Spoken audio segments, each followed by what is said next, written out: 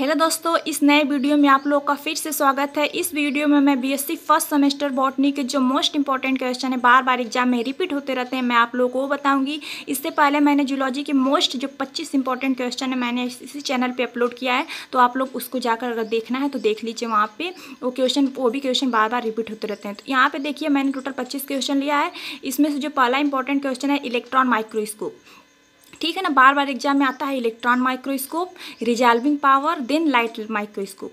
तो एक पहले क्वेश्चन में मैंने बताया आप लोग को इलेक्ट्रॉन माइक्रोस्कोप पढ़ कर जाइएगा, रिजॉल्विंग पावर क्या होता है, और लाइट माइक्रोस्कोप और फेज कंट्रास्ट माइक्रोस्कोप भी आप लोग अच्छे से पढ़ लीजिएगा। लोग एग्जाम में बार बार आता है, ठीक है ना। फिर बैक्टीरिया का देख लीजिएगा लोग, स्ट्रक्चर क्या होता है, स्टेनिंग क्या होता है, बैक्टीरिया को स्टेन कैसे कर सकते हैं, स्टेनिंग करने के लिए कौन से डाई का यूज करते हैं, आप लोग अच्छे से इसको पढ़ कर जाइएगा लोग, ठीक है ना। तीसरा देखिए बायो रेमेडिएशन, ठीक है। चौथा लाइकेन।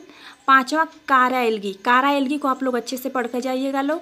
छठा देखिए रस्ट की जो लाइफ साइकिल होती है वो कैसी होती है, उसको आप लोग रिवाइज कर जाइएगा लोग, रस्ट की जो लाइफ साइकिल है, ठीक है।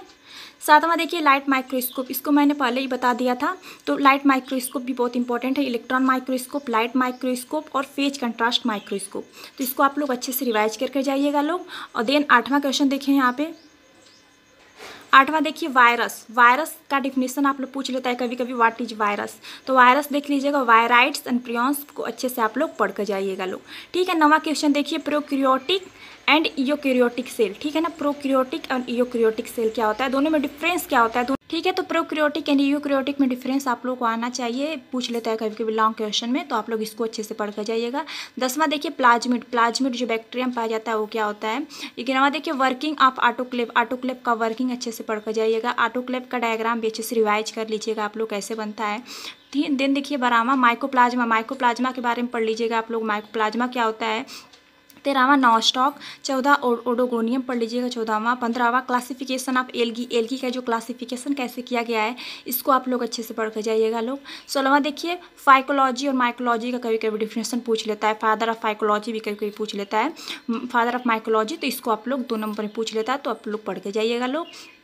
और 17वां देखिए माइकोराइजा क्या होता है, इसको पढ़ लीजिएगा लोग। 18वां देखिए इन्फेक्शन का नॉर्मल डिफिनेशन पैथोलॉजी में है, तो इन्फेक्शन मतलब 2 नंबर में पूछ लेगा, तो आप लोग इसको डिफाइन करने देख लीजिएगा लोग क्या होता है इन्फेक्शन, ठीक है। 19वां देखिए वाल्वाक्स को अच्छे से पढ़ लीजिएगा लोग, पूछ लेता है लंग में।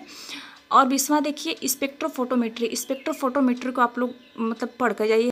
स्पेक्ट्रोफोटोमेट्री ये मतलब मोस्ट इंपॉर्टेंट क्वेश्चन है, 2 नंबर में पूछ लेता है कभी कभी, ठीक है। और देन देखिए 21वां देखिए जो मशरूम का कल्टीवेशन होता है ये क्या होता है, इसको अच्छे से पढ़ लीजिएगा, मशरूम का कल्टीवेशन कैसे करते हैं इसको आप लोग पढ़ लीजिएगा लो। 22वां देखिए red rot disease of sugarcane का जो रेड रॉट डिजीज होता है शुगरकेन में, उसको कंट्रोल कैसे कर सकते हैं उसके बारे में आप लोग अच्छे से पढ़ लीजिएगा लोग।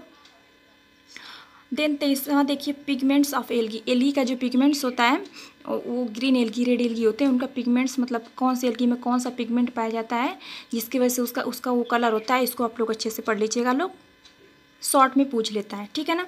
24वां देखिए यहाँ पे gram positive and gram negative bacteria, gram positive और ग्राम निगेटिव बैक्टीरिया के बारे में पढ़ लीजिएगा लोग। ग्राम पॉजिटिव बैक्टीरिया क्या होते हैं, ग्राम निगेटिव बैक्टीरिया क्या होते हैं, स्टेनिंग कैसे कर सकते हैं ग्राम पॉजिटिव बैक्टीरिया और ग्राम निगेटिव बैक्टीरिया का, ये भी आप लोग अच्छे से पढ़ के जाइएगा लोग।